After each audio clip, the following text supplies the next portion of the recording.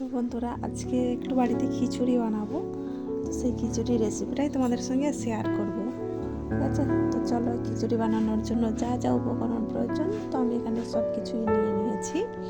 তো সেগুলোই তোমাদেরকে একটা একটা করে দেখাবো যে খিচুড়ির মধ্যে কী কী উপকরণ দিতে লাগে বা কী কী সবজি দিতে লাগে। এটা তো মিক্সড খিচুড়ি হবে, সব রকম সবজি দিয়ে মিক্সড খিচুড়ি বানাবো। তার জন্য কী কী লাগবে তোমাদেরকে সব একটা একটা করে দেখিয়ে দেবো। তো এটা হচ্ছে গিয়ে চাল নিয়েছি, চাল আছে এতে আমার 800 গ্রাম চাল আছে।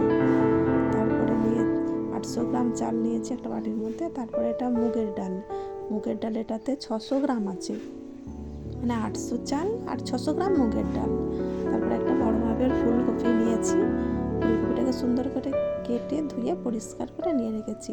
আমাদের তো অনেক ফ্যামিলি মেম্বার, তাই আমাদের একটু বেশিই লাগে। তারপরে এটা গাজর আর বিম কড়াই একসঙ্গে ছোট ছোট করে কেটে সুন্দর করে ধুয়ে পরিষ্কার করে রেখেছি। গাজর বিম কড়াই একসাথে রেখেছি। তারপর এটা সয়াবিন নিয়েছি, সয়াবিনটাকেও আগে জলে ধুয়ে পরিষ্কার করে রেখেছি। তারপরে ডিম নিয়েছি, এখানে আদা রসুন ছাড়িয়ে পরিষ্কার করে ধুয়ে রেখেছি। আদা রসুন তো মাস্ট লাগবে। তারপরে এখানে আলুগুলো একটু বড় বড় সাইজের করে কেটে রেখেছি। ধনেপাতা নিয়েছি। তারপরে হচ্ছে গিয়ে ধনেপাতা, পেঁয়াজ আর টমেটো। হ্যাঁ, পেঁয়াজ প্রায় 300 বেশি হবে, টমেটোটাও এই রকমই একই হবে। টমেটো পেঁয়াজ তো সব কিছু আমার এখানে উপকরণ রেডি। দেখতে পাচ্ছ কী কী উপকরণ নিয়েছি। এটা মিক্সড খিচুড়ি হবে, তাই সব রকম দেওয়া আছে। ফুলকপি, বিম কড়াই, গাজর, মুগের ডাল, সয়াবিন সব কিছু নিয়ে, তো যেহেতু আমাদের তো ফ্যামিলি মেম্বার অনেকটাই জয়েন্ট ফ্যামিলি, তাই বড় হাঁড়ি কড়া, তাই আমাদের রাতের খাবার বা দিনের খাবারটা উনুনেই রান্না হয়। তো কড়াই বসিয়ে দিয়েছিলাম। এটা ডালটাকে ভালো করে ভাজা করে নিয়ে চালটাকে ধুয়ে একসঙ্গে মিক্সড করে রেখেছি। দেখতে পাচ্ছ, ডালটাকে আগে আমি ভাজা করে নিয়েছি। আগে মুগের ডালটাকে ভাজা করে নিয়েছি। তারপরে এখন কড়াইতে ফুলকপিটা সুন্দর করে ভাজা করে নেব। দেখো, এটা কড়াই বসিয়ে দিয়েছি, দেখতে পাচ্ছ। কড়াইয়ে তো তেল দিয়ে ফুলকপিটা তো সুন্দর করে ভাজা করে নিচ্ছি। দেখো, পরিমাণ মতো নুন হলুদ দিয়ে ফুলকপিটা ভাজা করে নিয়েছি। তারপরে চাল আর ডালটাকে ওটা হাঁড়ির মধ্যে তুলে দেব। পরিমাণ মতো একটু লবণ দিয়ে দেবো আর একটু পরিমাণ মতো হলুদ দিয়ে দেবো। যেহেতু এটা রাতের রান্না, তাই জন্য ছবিটা একটু অন্ধকার মনে হচ্ছে, ইউ ডোন্ট মাইন্ড। তো এদিকে দেখো, কড়াইতে আমি তো ফুলকপিটা তো ভাজা করতে বসিয়ে দিয়েছি, তো দেখালাম আগে। তো ফুলকপিটা আমার ভাজা হয়েই এসেছে, নামিয়ে নেব। তো কড়াই একটু তেল দিয়েছি। তারপরে এবার আলুগুলো কড়াই তুলে দিয়েছি, যে আলুগুলো কেটে রেখেছিলাম। সব সবজিগুলোকে ভালো করে তেলে আগে ভাজা করে নিতে হবে। ফুলকপি ভাজা হয়ে গেছে, এটা আলুটাকে সুন্দর করে ভাজা করছি।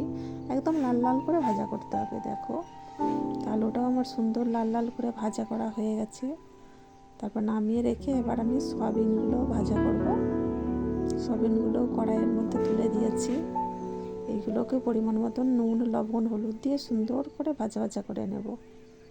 দেখো, সয়াবিনটাকেও সুন্দর করে ভাজা করে নিয়েছি, দেখতে পাচ্ছ। সব সবজি টবজিগুলোই সুন্দর করে তেলে ভাজা করে নিতে হবে আগে। তারপরে আমি কড়াইয়ের মধ্যে ডিম কড়াই আর গাজরটাকেও দিয়ে দিয়েছি, এটাকেও সুন্দর করে ভাজা করে নেব। সব সবজি টবজিগুলো আগে তেলে ভাজা করে নিতে হবে, তবে খেতে একটু সুন্দর টেস্টি লাগবে আর কি। তো আমাদের তো অনেকজনের রান্না, তাই উনানে রান্না করতে হয়, গ্যাসে নয়। উনুনটা তো যেভাবে জ্বলছে দেখতেই পাচ্ছ। এই যে কড়াই বসিয়ে দিয়েছি, আমি তো বিম কড়াই আর গাজরটা তো ভাজা করছি। আর এদিকে তার মধ্যে যে ডিমটা দেখেছিলাম, সেই ডিমটাও তো ছোট ছোট করে ঝুড়ো করে ভাজা করে নেব। তো কড়াই তো অন্য সাইডে তো হাঁড়ি বসানো আছে। তো এখন বিম কড়াই আর গাজর ভাজা করে রেখেছিলাম, সেটা হাঁড়ির মধ্যে দিয়ে দেবো। চাল তো আগেই তুলে দিয়েছি, আর সয়াবিনটাও দিয়ে দেবো। এখন আর আপাতত কিচ্ছু দেবো না, লবণ হলুদ তো দেওয়াই আছে। আর এটা শিলের মধ্যে জিরে, আদা, রসুন সব কিছু নিয়ে নিয়েছি, এটা পেস্ট করব এবার। ঠিক আছে, আমাদের তো শিলেই আপাতত করা হয়, মিক্সার ব্যবহার করা হয় না বাড়িতে। তো এটাকে পেস্ট করা হয়ে গেছে। তো দেখো, আমার হাতের খিচুড়ির হাঁড়িটা দেখতে পাচ্ছ কত বড়। যেহেতু আমাদের তো জয়েন্ট ফ্যামিলি, তাই আমাদের অনেক মেম্বার, তাই আমাদের রান্নাটাও অনেক বেশি করতে হয়, তাই হাঁড়িটাও অনেক বড়। ঠিক আছে, তো দেখতে পাচ্ছ কত বড় হাঁড়ি আমাদের।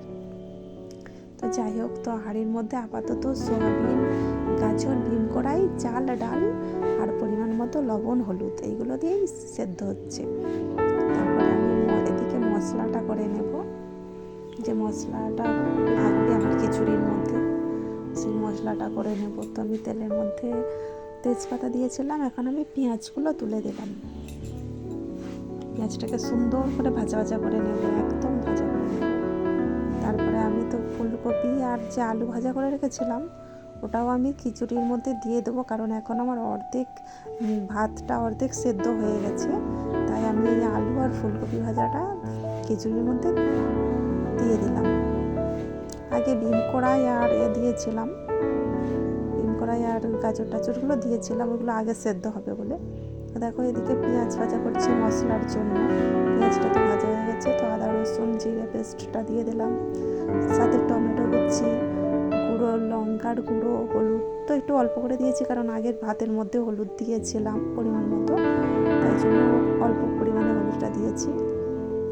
আর আগে ভাতের মধ্যে লবণও দিয়েছিলাম পরিমাণ মতো। তো এখন মশলাটা বানানো আমার পুরো রেডি। তো সে মশলার মধ্যে সে ভাজা করা ডিমগুলোও দিয়ে দিয়েছি। দেখো মশলাটা রেডি, যেহেতু মশলার মধ্যে দেখো তেল ছেড়ে দিয়েছে, তার মানে আমার মশলা করা একদম রেডি। দেখতে পাচ্ছ সুন্দর মশলা করা হয়ে গেছে। তো মশলাটাকে এবার খিচুড়ির মধ্যে দিয়ে দেবো। মশলার মধ্যে তেল ছেড়ে দিয়েছে মানে মশলা কষানো আমার পুরো একদম পারফেক্ট হয়েছে, একদম মশলা কষানো রেডি। এবার যে খিচুড়িটা বসিয়েছিলাম ওইদিকে, সে খিচুড়ি তো অলরেডি প্রায় হয়েই এসেছে, আর কিছুটা বাকি আছে। মশলাটা পুরো মশলা যে করে রেখেছি কষানো মশলাটা এই খিচুড়ির মধ্যে এবার দিয়ে দেব। সব কিছু আগেই সবজি আমি তুলে দিয়েছিলাম, তো দেখিয়েছি। তো কষানো মশলাটা এবার খিচুড়ির মধ্যে দিয়ে দেবো, দিয়ে কিছুক্ষণ ফোটাবো। তারপরে এবার সব কিছু ঠিকঠাক আছে নাকি, নুন লবণ ঝাল টাল সব কিছু আছে নাকি দেখতে হবে। তো মশলাটা মানে দেওয়ার পর যে খিচুড়িটা যে অবস্থায় আছে সেটা এখন দেখাচ্ছি। এটা